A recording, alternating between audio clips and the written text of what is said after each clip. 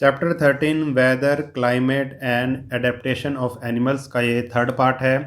इससे पहले हमने इसके दो पार्ट कर लिए हैं।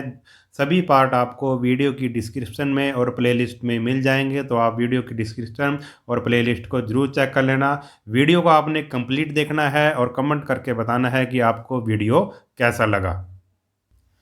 तो थर्ड पार्ट हम यहाँ से शुरू कर रहे हैं, climate and adaptation. Climate of a region affect all organism living in it. जो भी किसी क्षेत्र का, किसी भी एरिया का जो क्लाइमेट होता है, वो वहाँ पे रहने वाले जो ऑर्गेनिज्म है उनको अफेक्ट करता है, उन पर प्रभाव डालता है। जैसा क्लाइमेट होगा उस जगह पर उसी तरह के ही जीव जंतु रहेंगे। With constant changes in their environment, food chain and climate, animal must adapt themselves to these changes to face to these changes और फेस एक्सटिंक्शन। अब क्या है भाई, with constant changes in their environment. अब जो जो इन्वायरमेंट होता है उसमें क्या होता रहता है भाई, चेंज होता रहता है लगातार। फूड चेन में चेंज होता है, क्लाइमेट में चेंज होता है। Animal must adapt themself. तो इन चेंजेस के द्वारा जो इन्वायरमेंट में चेंज होता है, फूड चेन में जो चेंज होता है और क्लाइमेट में जो चेंज होता है, एनिमल्स को, जीव जंतुओं को उसके अनुसार अडेप्ट होना पड़ता है, उसके अनुसार ढलना पड़ता है। जैसा मौसम होगा उसी के अनुसार, जैसा क्लाइमेट होगा उसी के अनुसार जीव जंतुओं को ढलना पड़ेगा। टू दिस चेंज, इन जो जो भी चेंज हो रहे हैं उनके अनुसार ढलना पड़ेगा। और फेस एक्सटिंक्शन, अगर वो नहीं ढलते उसके अनुसार तो क्या हो जाएगा, वो जीव जंतु खत्म हो जाएंगे उस जगह से। ठीक है, एक्सटिंक्शन का मतलब वो खत्म हो जाएंगे। अडेप्टेशन क्या होता है भाई, अब अडेप्टेशन को पढ़ते हैं। It is a trait that makes an animal suited to its environment. Adaptation एक ऐसा गुण है जिसके द्वारा कोई भी एनिमल, जीव जंतु कोई भी है, वो इन्वायरमेंट के साथ क्या करता है, एक तरह से एडजस्टमेंट करता है, ढलता है। ठीक है, it can be a behavioural और structural trait. Here are some example. और ये जो अडेप्टेशन है वो दो तरह से हो सकता है, बिहेवियरल और स्ट्रक्चरल हो सकता है। अब इसके एग्जाम्पल देखते हैं क्या है। Moving in a large group is a behavioural adaptation. It helps protect the members of the group from predators. अब क्या होता है भाई, moving in a large group. अब बिहेवियर में देखो क्या चेंज आएगा, बिहेवियर में इसमें चेंज आता है, इसको बिहेवियरल अडेप्टेशन बोलते हैं। कि जो कुछ पशु ऐसे होते हैं जो ग्रुप में मूव करते हैं, ग्रुप में चलते हैं। जैसे जंगल में कुछ पशु होते हैं, जैसे आपने देखा होगा हिरण वगैरह या रेंडियर होते हैं, वो ग्रुप में चलते हैं। ठीक है, उनका एक ग्रुप होता है। वो ऐसा क्यों करते हैं, वो अपने मतलब क्लाइमेट को देख के, आसपास के जो जीव जंतुओं को देख के अडेप्ट करते हैं और वो किस में चलते हैं, एक ग्रुप में चलते हैं। ऐसा क्यों करते हैं, वो ग्रुप में चलने से उनको क्या फ़ायदा होता है, it help protect the members of the group from predator. और ये जब वो ग्रुप में चलते हैं तो जितने भी ग्रुप के उनके मेंबर हैं वो शिकारियों से उनको बचने में क्या देते हैं भी, मदद करते हैं। जब वो ग्रुप में चलेंगे तो वो शिकारियों से बच जाते हैं, उनको मदद मिलती है। आगे है शिकारी जो जीव जंतु होते हैं उनसे। ठीक है, दूसरे शिकारी नहीं, जीव जंतुओं की बात हो रही है यहाँ पे। The thick fur coat of a polar bear is a structural adaptation. It help to protect it against the cold weather. अब जो थिक फर है, thick fur coat of polar bear, जो पोलर रीजन में एक भालू पाया जाता है उसको पोलर बियर कहते हैं। वो उसमें क्या होता है, स्ट्रक्चरल अडेप्टेशन होती है। यानी कि उसके शरीर पे थिक फर ऑफ कोट होती है, बालों का एक घना, मतलब खूब उसके शरीर पे बाल होते हैं। और ये जो फर होती है, ये जो बाल हैं उसको क्या करते हैं भाई, सर्दी से बचाते हैं।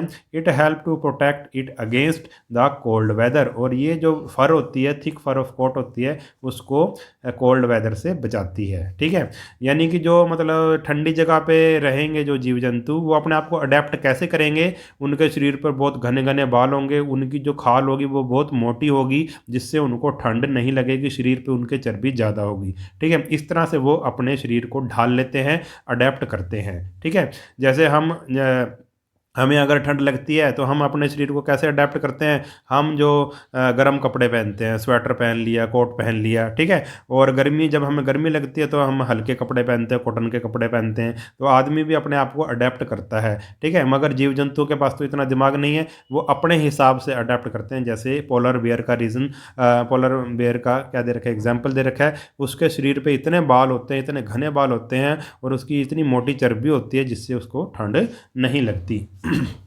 Adaptation usually occur over a long period of time, और ये अडेप्टेशन एक दिन में नहीं होता, ये धीरे धीरे होता है, और इसको बहुत टाइम लग जाता है अडेप्ट होने में। जो जीव जंतु है उसको अडेप्ट होने में काफ़ी टाइम लगता है, लॉन्ग पीरियड ऑफ टाइम लगता है। We shall now talk about the adaptation of animal living in polar region and tropical rain forest. अब हम पढ़ेंगे कि भाई कैसे अडेप्टेशन करते हैं एनिमल पोलर रीजन में और ट्रॉपिकल रेन फॉरेस्ट में, कैसे अपने शरीर को ढाल लेते हैं, कैसे अपनी आदतों को बदल लेते हैं, ठीक है। इसके बारे में हम अब डिटेल से पढ़ेंगे। तो सबसे पहले भी पोलर रीजन में कैसे जीव जंतु अडेप्ट करते हैं, कौन से पाए जाते हैं। Polar region are the area of the globe surrounding the poles. जो पृथ्वी के जो पोल्स हैं उनको हम पोलर रीजन बोलते हैं। द नॉर्थ पोल और साउथ पोल, और इसको क्या बोलते हैं भाई, एक तरफ नॉर्थ पोल है और दूसरी तरफ है साउथ पोल। आप ग्लोब में देखना इसको, ग्लोब आपको पता है ना क्या होता है, ग्लोब में देखना नॉर्थ पोल और साउथ पोल कहाँ होता है। They are also known as frigid zone, और ये जो नॉर्थ पोल और साउथ पोल हैं, यहाँ इनको पोलर रीजन बोलते हैं, और यहाँ एक फ्रीजिड जोन भी बोलते हैं। फ्रीजिड जोन का मतलब ये बहुत ही ठंडा क्षेत्र है, बहुत ही ठंडी जगह है ये। These regions resting respectively on the Arctic Ocean and the continent of Antarctica are dominated by the polar ice caps. और ये वाले क्षेत्र कहाँ पे हैं भाई, आर्कटिक ओशन में है, और कॉन्टिनेंट ऑफ एंटार्क्टिका, एंटार्क्टिका के कॉन्टिनेंट में। और इसमें क्या है भाई, और इसमें क्या है, बर्फ़ ही बर्फ़ है, आइस कैप्स ही आइस कैप्स हैं। United States, Canada, Greenland, Sweden, Finland, Norway and Russia, Siberian region are some countries that have some of their part of this region. ये जो कंट्रीज़ अभी हमने नाम पढ़े हैं, इन कंट्रीज़ के कुछ पार्ट इस रीजन में आते हैं, पोलर रीजन में आते हैं। These regions are very cold, ये जो पोलर रीजन है ये बहुत ही ठंडे हैं। The coldest temperature ever known on earth -89 degree Celsius was recorded in Antarctica. और जो सबसे जो ठंडा टेम्परेचर वो नोट किया गया था एंटार्क्टिका में -89 degree Celsius. The average winter temperature in the Arctic is about 30 degree Celsius. और जो आर्कटिक जो क्षेत्र है वहाँ का जो टेम्परेचर, एवरेज टेम्परेचर कितना नोट किया गया है, -30 डिग्री सेल्सियस, यानी कि वहाँ पे ठंड ही ठंड होती है, बर्फ़ ही बर्फ़ होती है। In winter the seas surrounding Antarctica freeze into solid snow and covers an area almost big as the continent itself. In winter, सर्दियों में क्या होता है वहाँ पे, the sea surrounding Antarctica, Antarctica के जो जो चारों तरफ जो क्या है सी है, वो क्या होता है, सारा बर्फ़ में बदल जाता है, चेंज हो जाता है, और सारी तरफ बर्फ़ ही बर्फ़ हो जाती है। And as big as continent itself, और ये एक महाद्वीप के बराबर है, कॉन्टिनेंट के बराबर है। As the at the poles the sun shines for half of the year and it is dark for the other half of the year। और पोल्स में सन की सिचुएशन क्या है भाई, आधा साल तो सन चमकता है वहाँ पे, आधा साल दिखाई देता है, और आधा साल वो दिखाई नहीं देता। 6 महीने सूरज वहाँ पे दिखाई देता है, और 6 महीने यानी कि वहाँ पे 6 महीने की दिन होता है और 6 महीने की रात होती है। Polar bear, penguin, reindeer, seal, whale and walrus are some animal found in such region. और इस पोलर रीजन में पोलर बियर पाया जाता है, पेंगुइन है, रेंडियर है, ये कुछ जानवर हैं, सील, व्हेल और वालरस यहाँ पे मुख्य रूप से पाए जाते हैं। Let us now find out how these animals are able to survive in such regions having such severe and extreme condition। अब हम ये देखते हैं कि यहाँ पे जो एनिमल पाए जाते हैं वो कैसे ज़िंदा रह सकते हैं, क्योंकि इस रीजन की जो क्या है भाई, बड़ी ही टफ़ कंडीशन है, बड़ी ही एक्सट्रीम कंडीशन है। यानी कि एक्सट्रीम यानी कि ज़्यादा, बहुत ज़्यादा यहाँ पे ठंड पड़ती है, ठीक है। इस तरह का मौसम में वो वहाँ के जीव जंतु कैसे जीते हैं उसके बारे में हम पढ़ते हैं। Adaptation bye animal of the polar reason. अब अडेप्टेशन बाय पोलर रीजन में जो एनिमल पाए जाते हैं उसकी अडेप्टेशन के बारे में पढ़ेंगे। Polar bear have white fur so that they are not easily visible in the snowy white background. जो पोलर बियर होते हैं उनकी वाइट फर होती है, इसलिए वो जो इस सफ़ेद बर्फ़ में वो आसानी से दिखाई नहीं देते। The body temperature of polar bear which is normally 37 degree Celsius is maintain through a thick layer of fur, a tough hide and an insulating layer of blubber. अब ये जो जो बॉडी टेम्परेचर होता है इनका, पोलर बियर का जो body temperature होता है वो लगभग 30 डिग्री सेल्सियस होता है। और ये कैसे रहता है इतनी ठंड में भी, उसकी बॉडी का टेम्परेचर, पोलर बियर की बॉडी का टेम्परेचर कैसे रहता है 37 डिग्री सेल्सियस कैसे रहता है? उसका कारण क्या है? उसकी क्या होती है भाई, थिक लेयर ऑफ फर होती है, उसके शरीर पर एक मोटी घनी बालों की एक परत होती है। टफ हाइड होती है उसकी एक, मतलब आप कह सकते हैं कि जो उसका जो स्किन है वो बड़ी ही टफ होती है, मोटी खाल होती है उसकी। And A insulating layer of blubber, और उसकी एक चर्बी की एक परत होती है। ब्लबर यानी कि आप कह सकते हैं फैट, ठीक है, फैट यानी कि चर्बी की उसके एक परत होती है, वो इंसुलेटिंग लेयर होती है। इंसुलेटिंग लेयर का मतलब कि जिसमें से हीट पास नहीं हो सकती, यानी कि उसके शरीर की हीट बाहर नहीं जा सकती। ये जो इंसुलेटिंग लेयर ऑफ ब्लबर है यानी कि चर्बी की जो मोटी परत है उसको रोक लेती है। The excellent insulation keeps a polar bear warm even when air temperature drops to -37 degree Celsius. जो ये इंसुलेशन एक्सीलेंट जो इसका इंसुलेशन है वो क्या करता है? इंसुलेशन का मतलब जो कि हीट को बाहर नहीं जाने देता, ऐसा सिस्टम, ठीक है। इंसुलेशन का मतलब हीट को जिसमें से पास नहीं हो सकती, ये सिस्टम क्या करता है? एक्सीलेंट सिस्टम है उसका, एक्सीलेंट इंसुलेशन उसको पोलर बियर को गर्म रखती है। अगर वहाँ पे टेम्परेचर -37 डिग्री सेल्सियस भी हो जाए तब भी उस पर कोई फ़र्क नहीं पड़ता। Polar bear are so well insulated that they tend to get overheated. और ये इतने इंसुलेटेड होते हैं, इतने मतलब हीट्स इनके शरीर से बाहर नहीं जाती। कई बार ये क्या हो जाते हैं भाई, ओवर हीटेड हो जाते हैं, इनको गर्मी भी लग जाती है, कई बार ऐसा भी हो जाता है।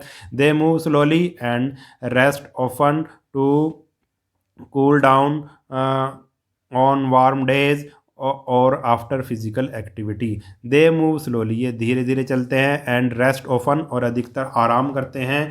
टू कूल डाउन, अपने आप को ठंडा रखने के लिए। ऑन वार्म डेज, जब वार्म डेज होते हैं, गर्म दिन होते हैं, तो अपने आप को ठंडा रखने के लिए धीरे धीरे चलते हैं, आराम करते हैं। और आफ्टर फिजिकल एक्टिविटी, या फिर कोई फिजिकल एक्टिविटी करते हैं, ये शिकार वगैरह करते हैं, उसके बगैर ये उसके बाद ये आराम करते हैं ताकि उनके जो टेम्परेचर, शरीर का टेम्परेचर ज़्यादा ना बढ़ जाए। Polar bear can close it's nostrils while swimming under water. जो पोलर बियर होता है जब वो पानी में तैरता है तो वो अपनी नाक को बंद कर सकता है, ये भी उसकी एक अडेप्टेशन है। A polar bear front paws propel it through water for swimming. और जो उसके जो अगले पैर होते हैं, पंजे होते हैं, वो उसकी तैरने में मदद करते हैं। The hind feet and legs are held flat and are used as rudders. और जो उसके जो पिछले जो पाँव होते हैं वो फ्लैट होते हैं, चपटे होते हैं, और उसको मतलब रडर्स की तरह वो काम करते हैं। उसको मतलब जिस दिशा में जाना होता है, जैसे नाव की पतवार होती है, जिस दिशा में जाना होता है उसको उस दिशा में जाने में मदद करते हैं, उसको रडर्स बोलते हैं।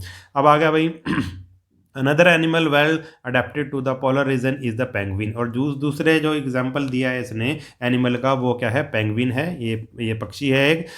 Penguins are have feathers that are extremely densely packed with no gap between them.